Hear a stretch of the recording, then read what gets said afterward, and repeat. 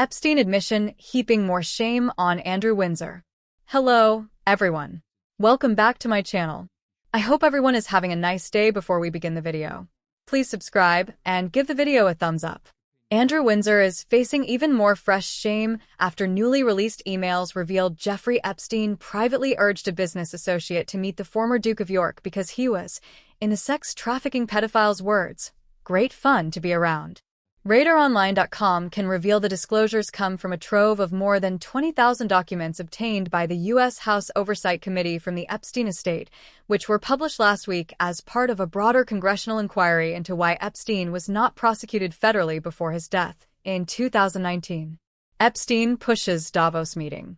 The emails include a January 2010 exchange between Epstein and Boris Nikolic, then 38, a former advisor to Bill Gates, during the World Economic Forum in Davos, Switzerland, where Andrew was officially promoting British trade interests. In one message, Epstein asks whether Nikolic has had any fun in Davos. Nikolic replies, "Different kind of fun, met your friend Bill Clinton yesterday," followed up with Nicolas Sarkozy. Later in the day, meeting your other friend Prince Andrew, as he has some questions, re Microsoft. Great fun and ally status. Epstein responded, "You can tell Andrew we are friends," before insisting, "He is good at that, he's great fun," according to the documents. A source familiar with the email said, Epstein was clearly pushing the meeting because he believed Andrew could offer connections and entertainment. It reads like an attempt to pull Andrew further into his orbit. Another source added, "The tone is unmistakable. Epstein wanted Andrew seen as an ally, and the mention he is fun is bringing yet more shame and embarrassment to Andrew's door." Nikolic responds in the chain, "He had heard Andrew is not that fun, but I trust your judgment," before regaling Epstein with a crude anecdote about a 22-years-old hot blonde, blue eyes, Mexican chick, adding, "Anything good is rented." After meeting Andrew, he tells Epstein, "He is great. I think I would trade Davos for a good fashion week. Much more fun."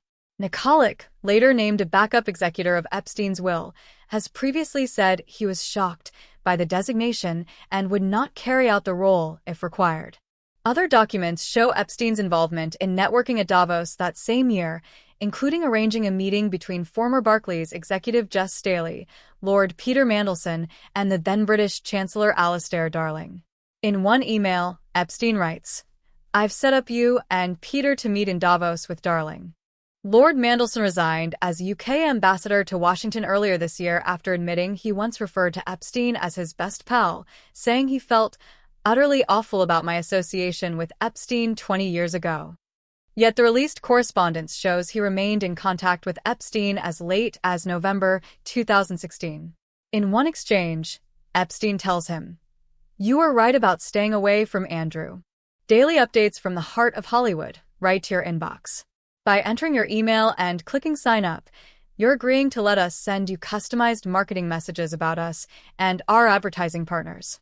You are also agreeing to our terms of service and privacy policy." The newly released emails have revived scrutiny of Andrew's connection to Epstein amid revelations the financier acknowledged the authenticity of the now infamous photograph of Andrew with his sex trafficking victim Virginia Giuffre, who took her life in April aged 41. Epstein told a journalist in 2011, "Yes, she was on my plane, and yes, she had her picture taken with Andrew, as many of my employees have." Andrew has long denied Giuffre's claims he bedded her when she was aged 17, though he settled a civil case with her in 2022 for a reported $15 million, with no admission of liability. The scandal has also spilled over to 65-year-old Andrew's ex-wife Sarah Ferguson, 66, whose forthcoming children's book was abruptly withdrawn from sale and pulped over her links to Epstein. Meanwhile, Democrats and Republicans have clashed over the political implications of the document dump, with some messages referencing Donald Trump, 79. Trump wrote on his Truth Social platform the disclosures were an attempt to deflect from the federal funding standoff, adding, "There should be no deflections to Epstein or anything else." The wildfire of scandals surrounding Andrew Mountbatten Windsor has ignited again, this time with evidence so damning it threatens not just reputation but legal and moral legacy. Newly released emails from Jeffrey Epstein's estate, published as part of the 2025 leak, contain an admission by Epstein that pierces through decades of denials, defenses, and royal protection. That infamous photograph of Andrew and teen accuser Virginia Giuffre is real, that she was on Epstein's plane, and that the photo was taken with knowledge and consent, a fact the disgraced financier spelled out bluntly. In an email chain that has emerged as perhaps the most consequential piece of correspondence in the Epstein scandal, Epstein wrote plainly, "Yes, she was on my plane, and yes, she had her picture taken with Andrew, as many of my employees have." Those 4 short sentences obliterate years of public denials, doubts cast on the photograph, and claims that the image was doctored or unverified. For years, Andrew Windsor's defenders pointed to confusion, memory lapses, and legal settlements in an attempt to bury the photograph and associated allegations. But with Epstein's own words linked to the image, that defense collapses. The photo defense is no longer plausible. The email doesn't simply acknowledge acquaintance. It confirms presence, documentation, complicity. That admission alone would be explosive. But the new emails don't stop there. The documents also show that Andrew continued correspondence with Epstein well after he had publicly claimed to have cut ties. As late as 2011, months after he said he severed contact, Andrew reportedly emailed Epstein instructing him to ensure that every statement or legal letter states clearly that I am not involved. I can't take any more of this. In another message, one day after the infamous photograph was published in 2011, he allegedly wrote to Epstein, "I'm just as concerned for you. Don't worry about me. It would seem we are in this together and we'll have to rise above it. Keep in close touch and we'll play some more soon."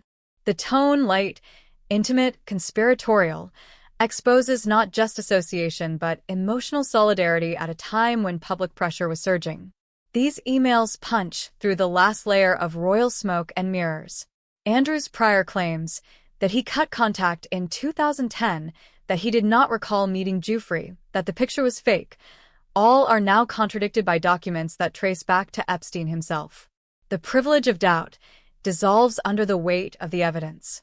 Legal experts and survivors' advocates say this may be the turning point, the moment when a decades-old scandal transitions into an inescapable reckoning.